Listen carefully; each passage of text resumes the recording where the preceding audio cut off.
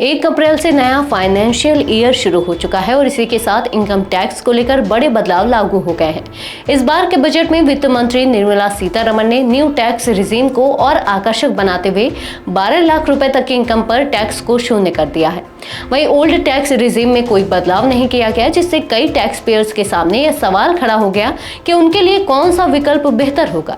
नमस्कार, मैं हूं विजय और आप देख रहे हैं यूबी न्यूज। आज की रिपोर्ट में हम बात करेंगे कि न्यू और ओल्ड टैक्स रिजीम में क्या बदलाव हुए हैं, किसे कौन सा विकल्प चुनना चाहिए और नए नियमों से आम लोगों को कितना फायदा या नुकसान हो सकता है। न्यू टैक्स रिजीम में सबसे बड़ा बदलाव यह हुआ कि 12 लाख रुपए तक की इनकम पर अब कोई टैक्स नहीं लगेगा। इसके अलावा सैलरीड क्लास को 75,000 रुपए का स्टैंडर्ड डिडक्शन भी मिलेगा, जिससे कुल मिलाकर 12,75,000 रुपए तक कमाने वालों को कोई टैक्स नहीं देना होगा। अगर कोई व्यक्ति 20 से 24 लाख रुपए के बीच कमाता है तो उसे 25% टैक्स देना होगा, जबकि 24 लाख से ऊपर की आय वालों के लिए अधिकतम 30% टैक्स स्लैब लागू रहेगा।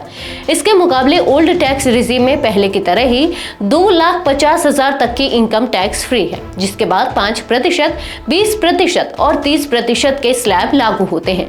खास बात यह है कि ओल्ड रिजीम में एटीसी, एटीडी और होम लोन ब्याज जैसे डिडक्शंस का फायदा मिलता है, जो कई करदाताओं के लिए इसे फायदेमंद बना सकता है। सरकार ने इस बार कुछ टीडीएस नियमों में भी बदलाव किए हैं, जिससे छोटे इनकम ग्रुप के लोगों को राहत मिलेगी।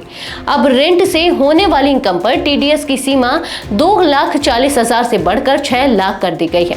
वहीं वरिष्ठ नागरिकों के लिए बैंक एफडी से ब्याज आय पर टीडीएस छूट 50,000 से बढ़ाकर 1 लाख कर दी गई है। प्रोफेशनल सर्विस पर भी टीडीएस की सीमा 30,000 से बढ़ाकर 50,000 कर दी गई है।